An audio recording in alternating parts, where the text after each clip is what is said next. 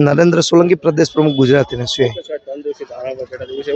छेल्ला 3 दिवसथी आ पीजीवीसीएल परीक्षा पास करेला विद्यार्थीओ छे के जे वीज हेल्पर माटे एलिजिबल छे 90 मार्क्स छे छतां जे GSO 4 मुजब जे आ पीजीवीसीएल भरती करवानी होय छे ए आज सुधी करी नथी।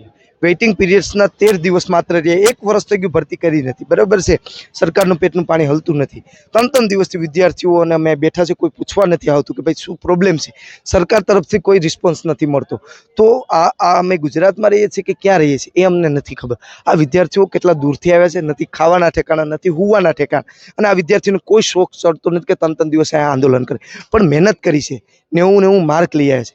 हवे ज्यारे તમારે એને રોજગારી દેવાની વાત આવે ત્યારે તમે કોઈ પણ બાનો કરી ઉડાવ જવાબ દઈ અને હું એને ધકેલી દો છો, તો આ ખૂબ જ ગેરવ્યાજબી છે। એનો અમે સખત વિરોધ કરીએ છીએ। અમારી માત્ર એક માંગણી છે કે GSO 4 મુજબ જે ભરતી ખાલી છે એ થવી જોઈએ, વિદ્યાર્થીઓને યોગ્ય ન્યાય મળવો જોઈએ, એવી અમારી ખાસ માંગણી છે। કચ્છથી કોઈ સ્ટુડન્ટ આવ્યું છે, કોઈ કોડીનાથી સ્ટુડન્ટ આવ્યું છે, કોઈ તાલાળાથી સ્ટુડન્ટ આવ્યું છે, સૌરાષ્ટ્રના તમામ જગ્યાથી સ્ટુડન્ટો આવ્યા છે। આગળની આ એક જ માંગ છે, ભરતી કરો, નહીતર અમે બેઠા છે।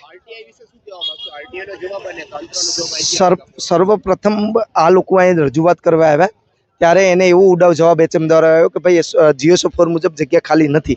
ત્યારે જાગૃત વિદ્યાર્થીઓ દ્વારા RTI કરી જે રાइट टू इन्फॉर्मेशन કે સરકારી યોજના છે અને એ યોજનાના તહેત 46 ડિવિઝનમાંથી 8 ડિવિઝને માહિતી આપી અને 13 જેટલા અધિકારીઓએ માહિતી આપી કે 361 જગ્યા ખાલી છે GSO મુજબ।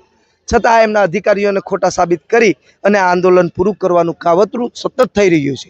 એક અધિકારી ખોટા હોઈ શકે, 13 અધિકારી ખોટા ના હોઈ શકે।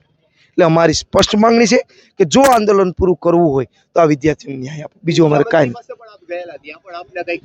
ઉર્જા મંત્રી પાસે આ વિદ્યાર્થી આગેવાનો ગયા હતા ત્યારે ઉર્જા મંત્રીએ એવો જવાબ આપ્યો કે માત્ર ને માત્ર સૌરાષ્ટ્રવાળાને જ નોકરી જોઈએ છે, તમે ખેતી કરો, મજૂરી કરો, નોકરી નહીં મળે, થાય એ કરી લ્યો, એવા ઉડાવ જવાબ આપ્યા છે।